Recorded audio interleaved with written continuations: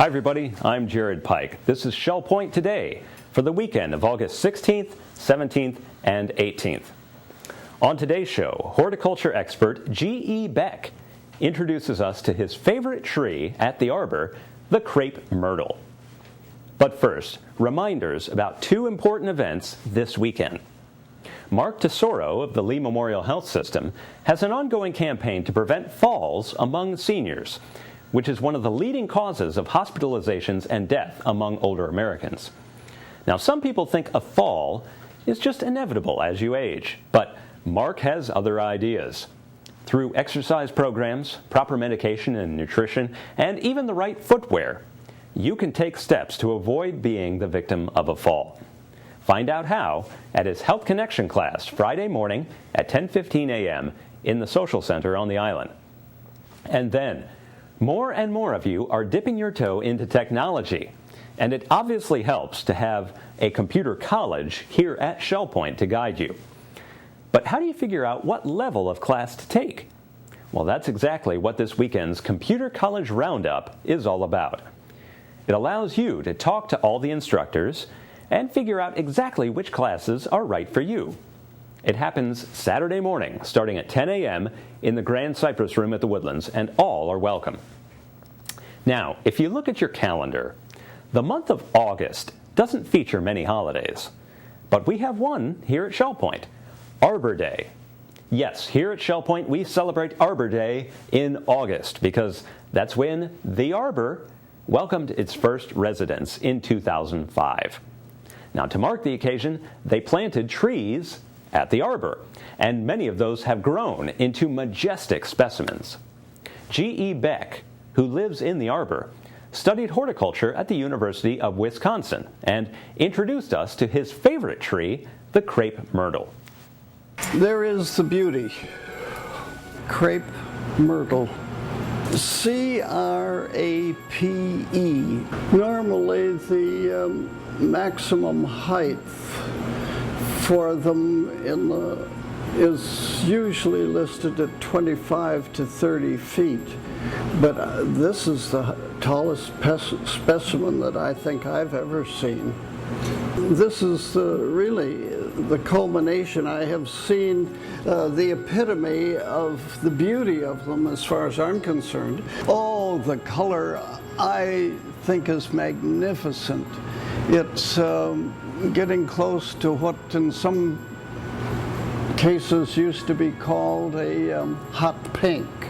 They do come all the way from quite a pure white, and there are some species, and they have come up with some quite dark magentas. Here's one that shows a cluster of stamens and the petals surrounding it. And then here, I assume, I haven't cut one open, it's going to seed. But that's an educated guess. This was planted on the occasion of the first Arbor Day that was celebrated here at the Arbor. And so that was, 4 years ago. And it has grown this much because I'm sure that it was nowhere near this height when it was planted. Some of these are, at least 20 feet high? That's the best cluster of buds, so that means that in another few days it will be open fresh. And with this particular cultivar, it seems that the open flowers don't last too many days. And here you can see a close-up of these flower buds. It has this interesting exfoliating bark. With time, it falls off, it exfoliates. It comes off and it's smooth then and gives this contrast that you see to a very smooth trunk to this one with this bark. There are several species among woody ornamentals which have this exfoliating bark characteristic, which makes them more useful in terms of their ornamental value, because in the winter up north you still have this interesting exfoliating bark.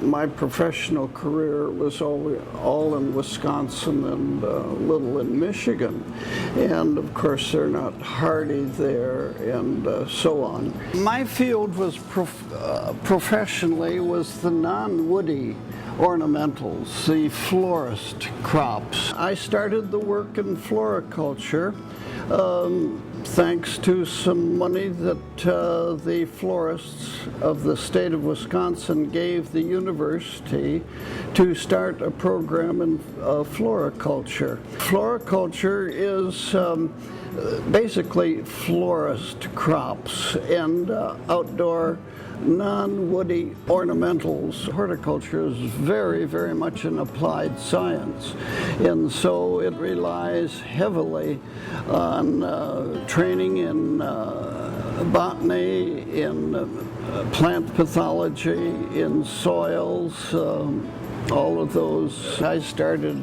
about in the late 70s. The Allen Centennial Garden in the heart of the University of Wisconsin campus, and it has become a magnet for campus and certain state meetings, and tour buses come in and see it, and it's a wonderful training ground now for interns and so on. Now it is used by the whole university. It's booked a couple of years ahead, even for weddings and that sort of thing. Quite a few years ago, I was surprised to see it on national TV. For a garden as new as that is, I was just thrilled no end. We've been down here now for a quarter of a century since I retired, and I've been working desperately trying to get the green thing out of my system, but I just have not succeeded. I would see something and just have to give it a try, because growing things here in Florida is so different than Wisconsin. I'm still learning.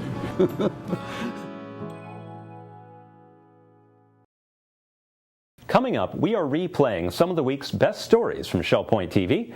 But before we do that, let's cover all of today's happenings, menus, and church news. Welcome to the Happenings segment of Shell Point TV. I'm Suzanne Zavada, and I'm here with Bev Chanley to go over our weekend edition, where we'll tell you everything going on Friday, Saturday, and Sunday. Let's start off with Friday at 8:15, when the Stamp Ministry will be meeting in the Stamp Room on the island. As always, volunteers are welcome. From 8:30 to 11:30, the Marketplace will be available in the Administration Courtyard on the island. 9 o'clock is the time for the Round Robin Men's Doubles Tennis Group. They'll be meeting out at the courts at the Woodlands. At 9:30, we have a Suzy Q trip, Barnacle Fills for lunch. This is full. At 10 o'clock, Canasta will be played at the game room at the Woodlands. At 10:15, we have a Health Connections, Injury and Fall Prevention. It'll be in the Social Center on the island, and sign up is required. 10:15, we have Inquiring Minds in the Osprey Room on the island. We move to the afternoon at 12:30 with Mixed Progressive Bridge in the game room of the Woodlands.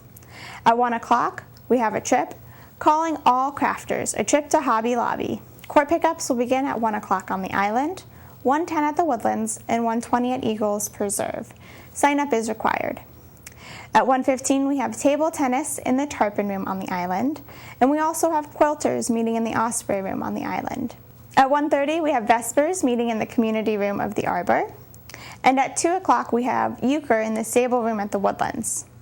Vespers are meeting again at 2:45 in the Community Room of King's Crown, and we'll round out Friday with 6:45 game night in the Resident Activity Center on the island.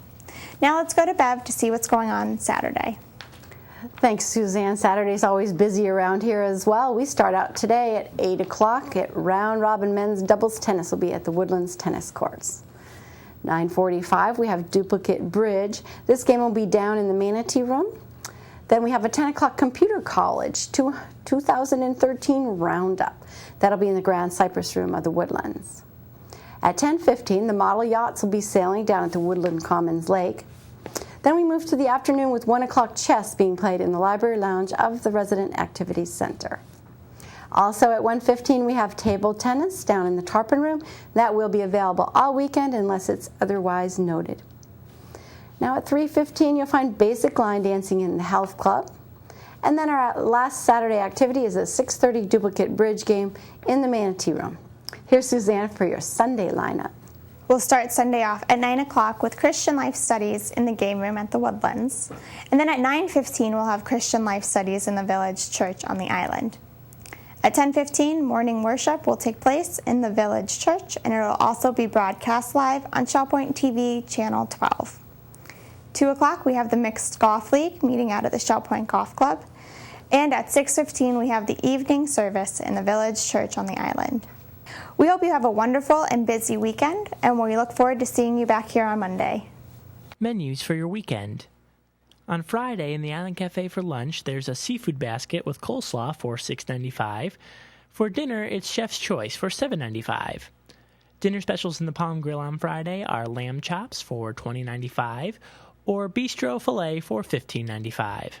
On Saturday in the Island Cafe for lunch, enjoy a chili cheese dog with fries for $6.95. For dinner, enjoy stuffed chicken ricotta with garlic bread and vegetables for $7.95. Dinner specials in the Palm Grill on Saturday are prime rib for $18.95 or braised lamb shanks for $13.95. On Sunday, the Crystal Room is open and will feature its Sunday brunch for $17.50. In the Island Cafe for lunch on Sunday, enjoy fresh fruit with cottage cheese, sliced tomato, and a hamburger patty for $6.95. The dinner special is Chef's Choice for $7.95. And the Palm Grill is closed on Sundays. All menus are available 24 hours a day at www.shellpoint.net.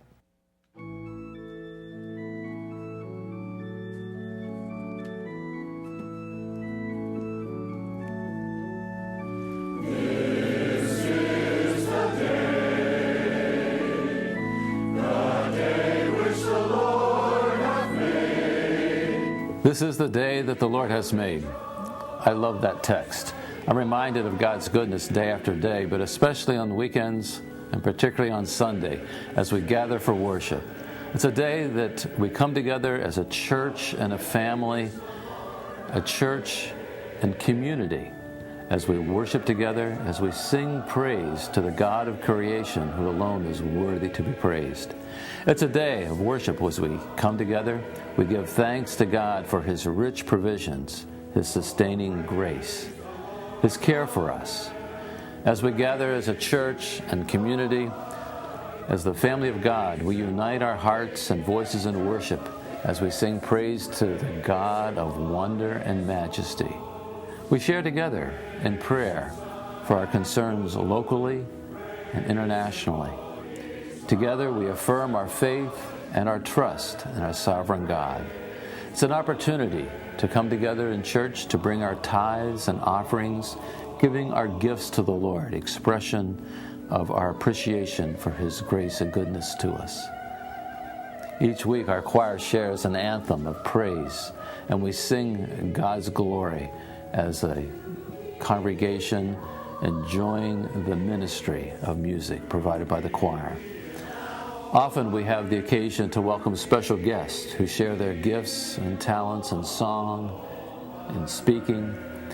Oftentimes we have those who are guest speakers and missionaries who provide a constant reminder and encouragement to our hearts as together we share in the work of the Great Commission, proclaiming the gospel of Jesus Christ to the whole wide world. As we gather for worship, we appreciate the preaching and the study of Scripture as our pastor leads us in the truths of God's Word. It's a time for us to rejoice in the fellowship that we share as believers. It's a wonderful day. It's the day that the Lord has made. Here at the Village Church, we invite you to consider coming and being a part of our worship services as we gather Sunday mornings at 10:15 and Sunday evenings at 6:15. Throughout the summer, there'll be special opportunities to welcome guests, share in music, and continue to study God's Word. I trust that you'll join us. If you're not able to attend the service in person, I encourage you to tune in to ShellPoint TV, Channel 12, where the Sunday morning broadcast of the worship service is presented live at 10:15. It is going to be a great day, a day that the Lord has made, and I trust you'll come and be part of our worship as we celebrate God's goodness together.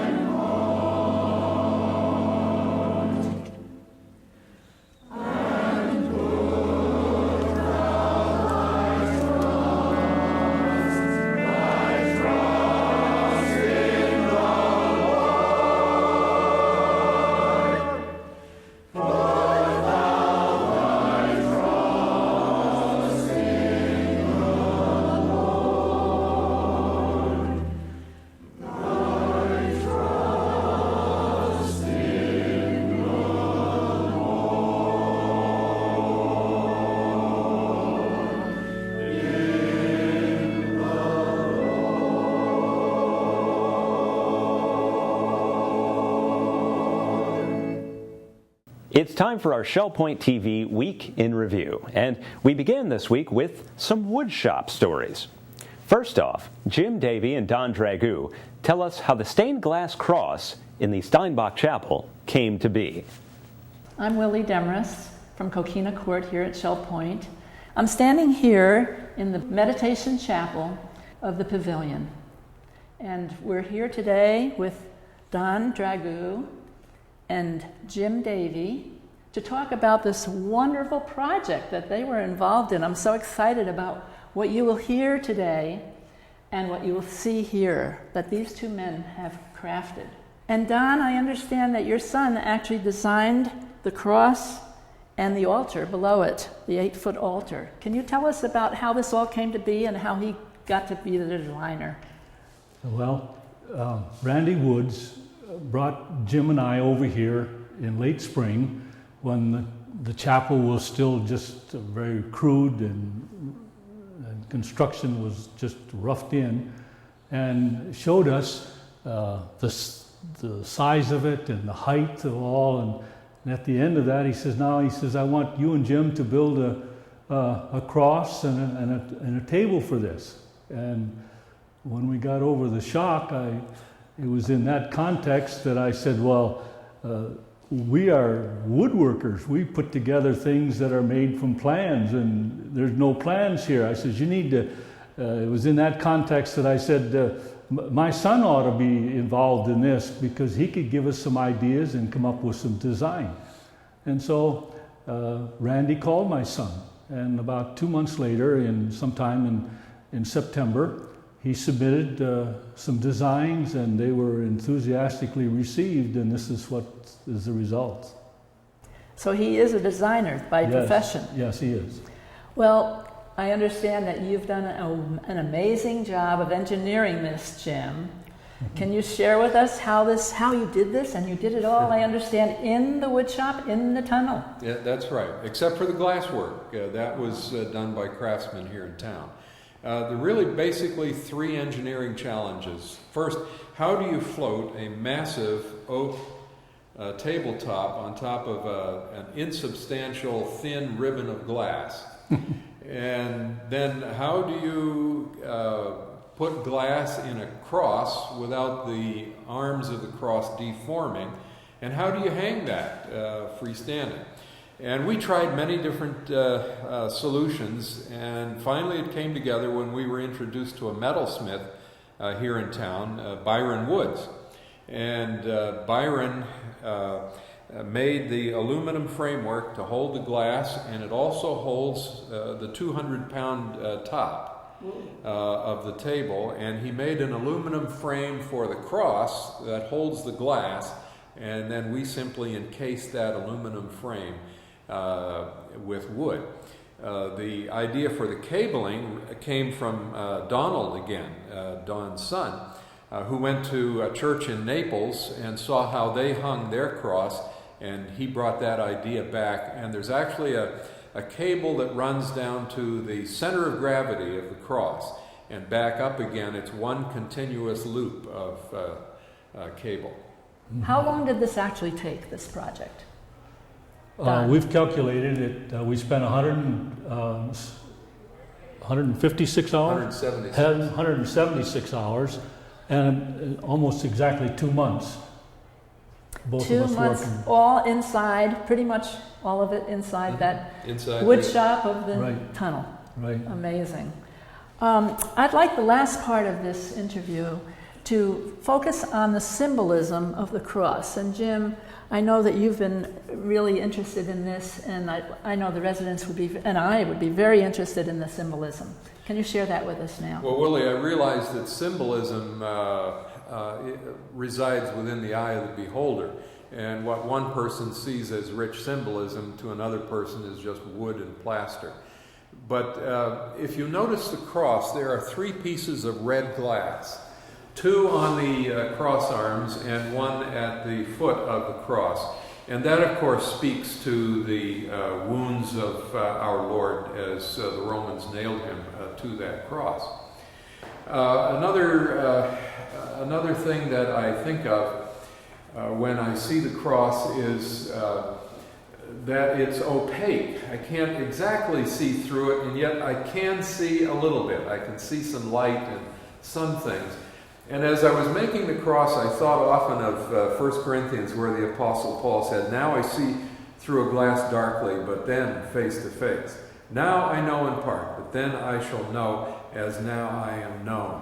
So the cross is our gateway, really, to eternal life through Christ. One other thing about the cross is that this is obviously a beautiful piece, intended to be that. But the original cross wasn't. It was an instrument of torture. And because of what Christ did on the cross, that shame of the cross has transformed everything. And it becomes a thing of beauty. And that's what he wants to do in our lives as well. That is beautiful. What a beautiful analogy. Thank you so much for your hard work, your dedication, and for sharing with us today. Bob Selkirk once worked for Shell Point as our woodshop supervisor. Now he's a Shell Point resident who still loves the woodshop. My father and mother used to winter in Brownsville, Texas, and some friends there called and said, "You know, your folks can't stay here alone any longer by themselves." So we did some research and found out that Shell Point had space available. And I flew to Brownsville and packed my folks up, and we moved them in to Shell Point in 1985. Shortly after that, I had a cancer operation, and I was kind of antsy after that. And so I noticed that they had an ad for the woodshop supervisor in Shell Point. And I said, "Hey, you know, I'd like to try that." So I became the woodshop foreman at that time, and I did that until we moved here in 1990. And then, of course, you can't work for Shell Point and be a resident at the same time, so I had to relinquish that job. So You never stopped working in the no. A good share of my time is spent repairing things for people here at Shell Point, repairing furniture. I'm building a little portable speakers platform right now, which will fold up, and usually what happens is somebody will come in the shop and they'll talk to the shop foreman, which is Phil Nadeau now, and he'll have a list of things that he needs this fixed, he needs that repaired, or somebody wants you to build this, and that's usually where my time is spent now. I really enjoy fixing things for other people. That's a pleasure to me.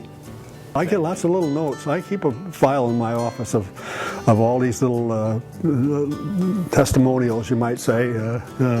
Yeah, it's very interesting, very touching to receive something like that. Because people do appreciate, because they have something broke, a leg is broken off a piece of furniture that just moved here, and the mover's broke a leg off and it's fractured it. It's quite a challenge to put it all back together as it was before, and where else would you go?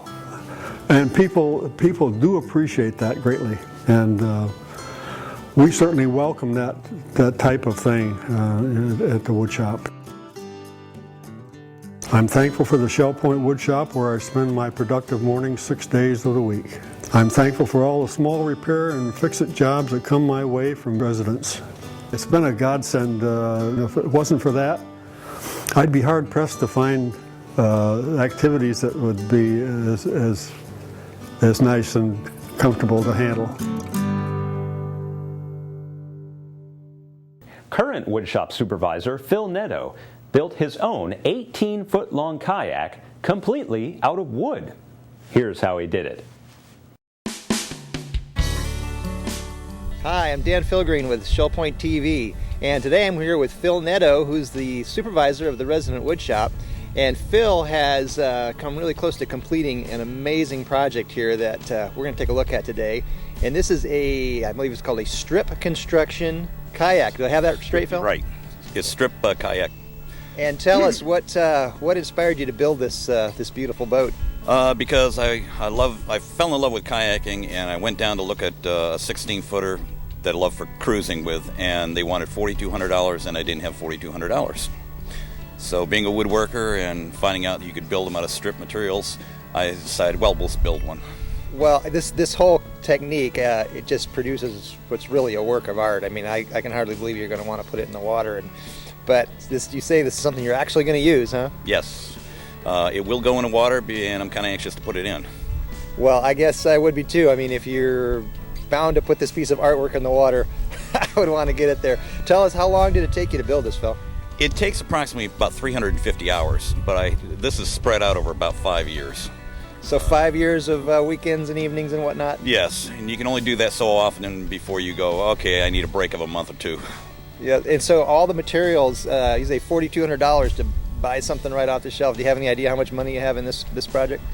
With the rudder assembly, I'll have $1,350. Now, did you buy all this wood for the project, or did you get some leftovers from other things, or where'd you get all the materials? No, actually, when you buy the plans, it comes in a mailing tube about 4 inches in diameter and about 3 feet long, and then you build everything from scratch. So you had to find your materials various places, and now did you get the strips in strips, or did you have to cut these all to size, or how'd that all work? No, if you buy it as a kit with the strips attached, it'll cost you $1,300 just for that. So wood-wise, I have maybe $450 in wood, and then I cut it myself. It's cheaper that way. Well, I'll tell you what, it is a beautiful craft. And what kind of wood is it? And then the finishing, it's just so glossy and glassy. Tell us about how you finished it and what species of woods you used. Well, the dark wood on here is South American walnut, which smells the same as American walnut, but it's a straighter grain. It's a whole lot cheaper. And then the white wood on here is basswood, fairly cheap and light. The bottom of it and the center in here is Honduras mahogany, and then everything else on here is Spanish cedar. And the finish system, what makes it so beautiful? That is a lot of sanding. About 70 hours worth of sanding, and then, because this is glassed over, and this is coated with 3 coats of automobile clear coat. It's a 2-part urethane. Wow, so it ought to last a good long time, huh? Until I run into the rocks. Well, Phil, this looks really intricate. What was probably the hardest part of this whole project? The toughest part on this thing is curving the wood for the bow and stern, and the other hard part is this inlay right here. It's everything else is an outside cut. You finish it, you cut at the end, and that's it. But on this, you have to cut one end, move the slat tight against the other piece, then cut the mark and cut the other end. And if you're too short, you throw it away and start again. So, and I'm not sure how many slats are in here. It looks about 12 or 15 through here, and every one of them's cut at both ends. And what kind of glue did you use to actually glue the strips together with? I used a polyurethane glue. It's waterproof, and it'll expand a little bit to fill any gaps in. If you use normal wood glue, you would have to wait at least a week before you could coat it with fiberglass, because you still have a little moisture in there. This is moisture cured, and it doesn't. It's 100% waterproof, but it does not withstand ultraviolet. Ultraviolet will break down polyurethane glue in a matter of weeks. So what is providing the ultraviolet protection? The Clear Coat Automotive is probably 10 times more UV protection in it than spar varnish. And it's 3 coats of clear on here. So you can see right through it, but the UV doesn't get through. Right, exactly. And tell us about these this opening here. I see you've got one on the front and one on the back. All right, these are hashes for storage. There's a bulkhead in front and in back of the cockpit where you sit. So it's all sealed off. I don't have the seal in here at the moment. In fact, you have to build this seal area to match your boat. You cannot buy it, which is just laid up fiberglass. And I'll put a rubber seal in here, and then the hatch will fit on top. And I'll have latches on it to hold it tight. So you have a pretty good amount of storage. This particular design can hold about 100 pounds of materials. It's rated for 300 pounds passenger and a load. Well, terrific. And what's the overall weight? Overall weight of this is about 65 pounds. The length is 18 feet 6 inches, and it's 22.5 inches wide. Well, fabulous. Well, it is a beautiful craft, Phil. I can hardly believe you're going to put it in the water instead of putting it in a museum, but it looks like it must be a very rewarding thing to see come together like this. Well, the one good thing is I know I'm going to take it out. I know I'm going to scratch it, but since I can build it, I can also repair it. Well, there you go. Well, I hope you have many years of enjoyment out of it. We'll look forward to seeing you out there paddling away. So this is Dan Phil Green and Phil Netto signing off for SPTV. We heard the story of Ken Rohde of Macoma, who flew B-17s during World War II. In 1941, they had a one-year draft for those at 21 years old. I was drafted into the infantry. Then they shipped us overseas to Fiji and took over their spot. And that was to defend a new air base being built in Fiji, which the Japanese would have loved to have had. Luckily, I transferred to the Air Force and got shipped back to the States. So I was in the Air Force. Well, I wanted to fly, but I didn't know what. And I wanted to either fly bombers or cargo planes.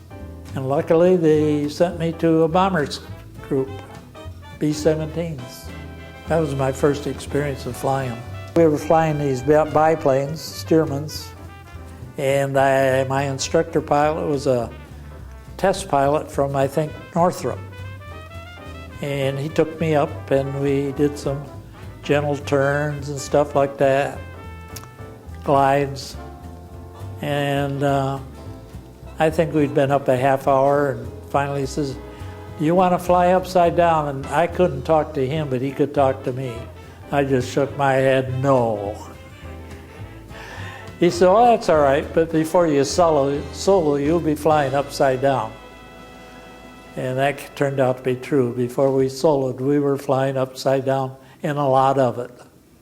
I graduated at Moody Field at Valdosta, Georgia, and it was customary to get 10 days delay en route for your next assignment. Well, the whole class had got assignments, and there was 10 of us left when the colonel come out and says, you're my 10 best pilots, and that didn't sound good. And you hear that, you know there's something going to happen that you may not like. And he finally says, you're going on special assignments. No wives, no cars, no children. So I had an hour to tell my wife that I'm not going with you, and you're going to drive home alone through the mountains to Michigan. She was not a happy gal at that time. We find out we're co-pilots on combat crews. We're going to combat. And we left in the middle of June to embark for England. Well, when I walked into headquarters, a B-24 squadron was just coming back from their mission over Germany. And on the tail of one of the B-24s was a parachute hooked with a body on the end just twisting in the wind. And everybody looked at that and they said, it's war for real. One evening, the navigator come up to me, he says, you're flying tomorrow. And I thought, why am I flying with not my crew?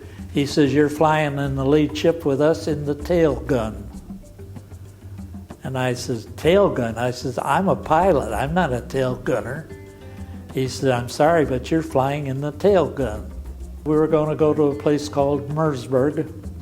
That was a big oil plant in Germany on the far side. That means you got to cross all Germany to get there. And I'm in the tail gun. Well, one of the waist gunners asked me before we took off, you ever fired a 50 caliber machine gun? He says, I've never seen one before, let alone fire one. So he gave me some instructions how to fire a machine gun, 50 caliber. Well, then when we get in the air, we get out over the channel, and the pilot says, now you can test fire your machine guns into the channel. So that was the first time I ever fired a 50 caliber machine gun. When we started getting near enemy lines, he says, better put your flak suits on. Nobody ever told me how to put a flak suit on, so I spent half the flight figuring out how to get a flak suit on in the tail gun. And it took me a couple of missions to find out you don't do it by yourself, somebody comes back and does it for you. But I didn't know that, so I didn't ask. You're looking back, you don't see what's ahead of you. And I'm looking back and I see all these black puffs, going by us. I learned when you're up in the cockpit, those puffs are balls of fire that you're looking at. And they're called flak. And that was my first experience. At that time, I was kind of bewildered and didn't really know what was going on. Once we hit the target and they announced bombs away, the lead plane went into usually a diving turn, and you followed them. And the reason for the diving turn was to upset the gunners shooting at you, because they got you on radar. They're used to you flying straight and level. Now you go into a diving turn, they got to change all their adjustments. And they can't keep up with you. But that's when the German fighters are waiting for you, and they start coming after you. One time we had so many holes in our plane we quit counting. I think we got up to 50 and gave up. If it didn't hit an engine or anything like that, you just keep flying. And when you get to interrogation, you're all offered a good shot of whiskey. I learned that after one mission, I couldn't take it. That shot of whiskey knocked me out and I missed my supper. So I always gave my shot of whiskey to my top gunner. We're leading the 8th Air Force. And I was on the lead ship in the tail gun again. And I had to admit, I'm sitting in the tail gun, and I said to myself, how on earth did a guy like me get in a plane that's leading the whole 8th Air Force? Now that's not hundreds of bombers, that's probably 1,500 bombers or more following us. Looking to my right, and I see a big cloud of flak off to the right. I look to the left, and I see another big flock over to the left, and I says, that's just like in the infantry when we used to line up the mortars. We'd shoot to the right, we'd shoot to the left, and the third one was on the target. That's just what happened to us. The third barrage of flak come up was centered right on our squadron. And the planes disappeared right and left. Shortly after that, he dropped his wheels. That meant he's leaving the formation. He's in trouble and leaving. So I'm all alone with the crew. So we just hit the throttles, pulled the nose up, and headed for the middle of the Baltic Sea. We got way out there where the flak couldn't hit us, and we settled down. Now, how are we going to get home from here? Finally got out in the North Sea and on home. My navigator fills in for another plane navigator that got sick, and they got shot down. So I lost the navigator, and I lost this flight surgeon. War is that way. They come and they go. You got a friend today, and tomorrow he's a POW or killed in action or missing. You just don't know. My last mission was on December 6th.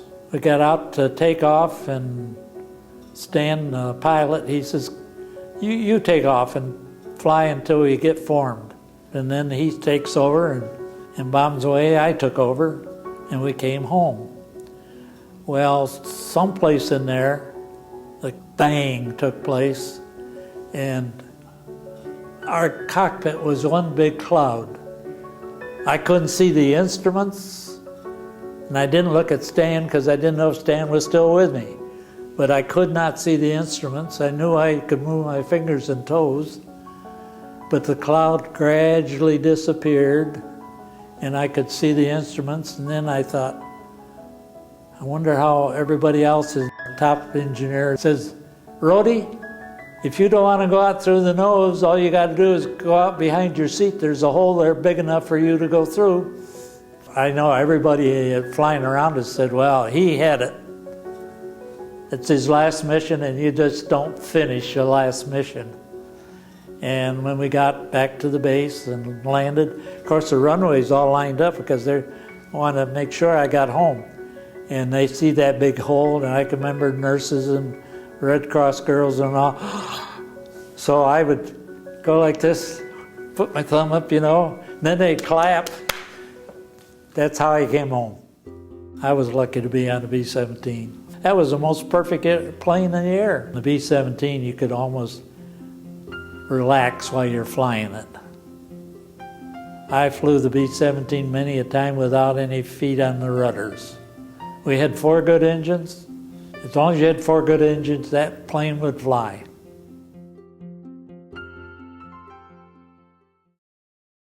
This Saturday at 10 a.m. is the Computer College Roundup. What should you expect? Well, Terry Kolath has a preview.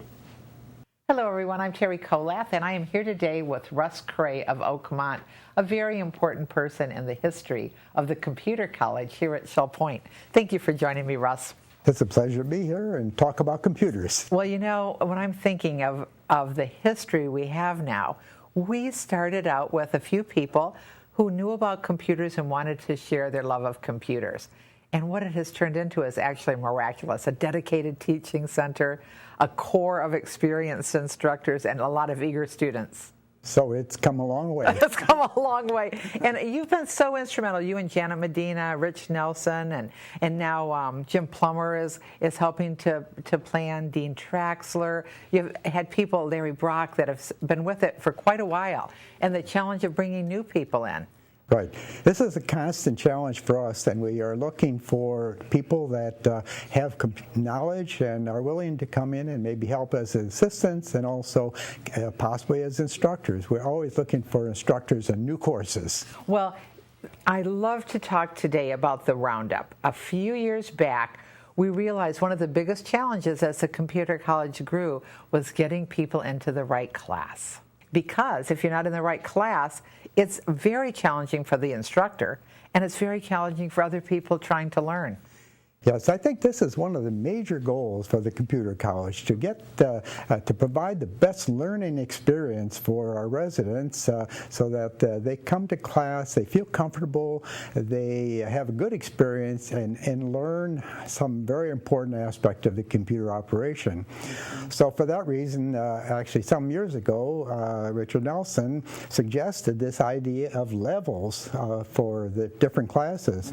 So we now have levels 0, 1, 2, 3, 4 different levels of class, and level 0 is called a prep school, and for persons who have absolutely no experience with computers but want to learn, and so these are available. And what a gift that is. I know the DeBons also teach a prep school class.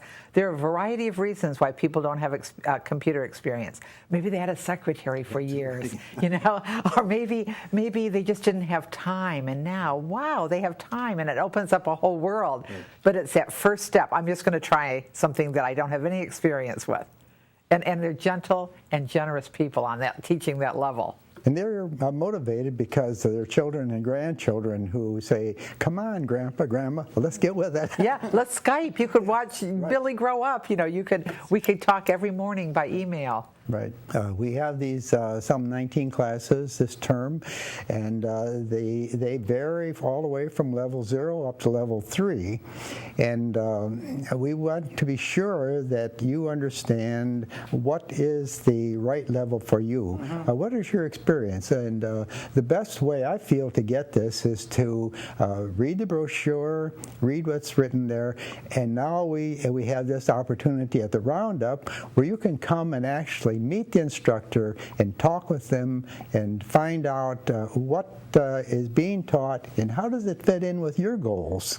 And another thing I love about the Roundup is you can walk in and say, this is what I want to learn how to do. Right. And there are knowledgeable people there who can tell you how to get there, what the steps are to get to where you want to be. Right. And sometimes it's kind of a long trail, but it's always exciting. You're always learning new things and things that you thought, gee, I never could have done that. Exactly. Now you can. Yeah. So I just remember my first computer. It was kind of terrifying. Like, how do I stop it? How do I turn it off? And now what it is a daily tool I couldn't get along without. Right. So, and there's a learning curve on that. It's not a matter of how intelligent are you or how physically able are you. It's experience, right? Yes. And a desire to learn. And a desire to learn. Well, the computer college the steering committee has put so much time into, after the person chooses the right class, making sure everybody has a fair shot at getting into that class.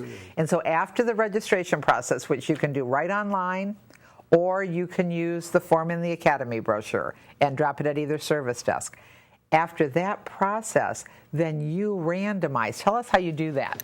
Well, it's a simple process of if more have signed up for a particular class than we can accommodate in that one class, at that point we randomize all the names at 4 o'clock on Monday after the third day of paper registration, and then you have an equal opportunity. The number is selected by a computer program, and so hopefully you will get in class, but that gives you your best opportunity. If you wait till after that point in time, then your registration will be processed in the order that you receive it, we receive it. So we would encourage you to come to the Roundup. We can register you right there online if you like, or if you want to go home, study it some more, you can do it online, or you'll be able to do it on paper registration. Either way. So between now and the registration week, registration begins on Thursday, the 22nd. Right. So between now and then, spend some careful time looking at the Academy brochure. Go to the Roundup and talk about any questions you have from the brochure. Then after the Roundup, get that registration in right away before randomization. Right. That's important for you to be sure that you will have the best opportunity to take the classes. Most of the time, you'll be able to get in. Sure. You've even been known to add another class if there's necessary. A huge demand, right? If it looks like there's opportunity to have 2 full classes or 2 classes partially full, yes, we have a second class if the instructor has the time to teach another section. Well, and that reminds me that I want to be very clear talking to you and all the people you represent, how your generosity and your talent have been so appreciated by this community, not just by the hundreds of people who have gotten used to a computer because of what you and the instructors have done, but the people who are going to in the future. And we just appreciate that so much. Now, I encourage you to take every opportunity to get acquainted with the Computer College and to get acquainted with these fine people who make it happen. Go to the Roundup. It's a wonderful opportunity to talk to the computer teachers and assistants from the Computer College and find out exactly what you can do to go where you want to go with a computer. Saturday, 10 a.m., we'll have donut holes, we'll have coffee, and we'll have some pretty great people. I hope you're there. There's always something new at the Shell Point gift shop. We talked to some of the volunteers to find out more. Hi Shell Point, I'm Melody Desolé here today in the gift shop with a very special president of the gift shop board, Barbara Hilton from Lakewood, and she's here today to introduce us to a friendly face. Go ahead, Barbara. Hello everyone, and welcome to our gift shop. I'd like you to meet our new merchandise manager, Bobby Peterson. She came on in April and we're so happy to have her. Many of you will remember Floss Jemison, but she had retired, and so we looked and we found the right person, and this is our merchandise manager, Bobby Peterson. Thank you. And again, welcome to the gift shop. Now being supplied by, I'm proud to say, about 110 suppliers. 110 very talented Shell Point residents, and I'm so proud just to be working with them and representing them. So I'd just like to take you on a little stroll of the shop if I can. Absolutely. Okay. Well, first, in this little corner is our children's department. Handmade dresses, sweaters, crib blankets, just perfect little gifts for all. It's not grandchildren here at Shell Point now, it's great-grandchildren. So coming over here, we feature all our jewelry. And jewelry, of course, is a very big item here at the gift shop. We have many people participating in that. So we have just created a display center for them. And here we focus primarily on people in the woodworking shop, people in ceramics. We're proud to say that one of our very newest suppliers is now doing some of the glasswork, stained glass work that we have. So we're very happy to have someone doing that for us. And then I'm sure many of you know that there are some wonderful authors here at Shell Point. And we carry all their books here. And just do look at this beautiful set of birds made by a gentleman in the woodworking shop. I can't tell you how talented our residents are. They do absolutely magnificent work. And the ladies making their scarves, it's just all so beautiful. Over here we've just tried to focus on a few toys for the children. We have our crayon truck. We even had yo-yos for everybody. But this is what we've tried to put in this area.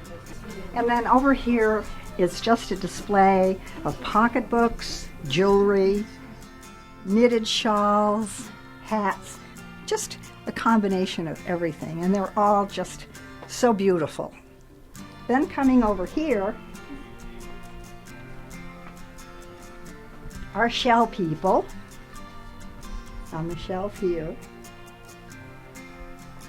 Kitchen supplies, and then cards, beautiful cards made by our residents. They're over here, all along in this area. And so that basically gives you an overall view of what we have here in the shop, and welcome you all to come in from 9:30 to 12:30 until October 1st, which we will then be open all day just to help you. So please come and see us. So it's apparent Bobby is very knowledgeable about what's going on in the gift shop, and it seems like you've taken on this position with such a gusto because you've only been in the position, how long? A few months? And you know your stuff. So that being said, this Oakmont representative is a very great addition to the gift shop board. Now we're moving on. Barbara, can you tell us a little bit more about greeting cards? This is one of our biggest sellers, are the commercial greeting cards that we have. 50 cents each. You don't have to go out to the store. We have all different varieties available for you here. And not only does our gift shop have the cards here, but we also have people that are taking the cards to King's Crown, the Arbor, and the Springs. And that way everyone is having the ability to choose the cards that they like and send to their favorite friends, family, whatever. Remember, they're 50 cents each. That's including the tax. That's good. So as you can see, there's a lot of well-crafted or enhanced items that are done by our very talented Shell Point residents. So if you are someone that's a crafter or an artist and you have an interest in perhaps selling through this consignment shop, you can do so by contacting Bobby Peterson. And Bobby, what's your telephone number? At 482-3779. And my very efficient secretary will take your message.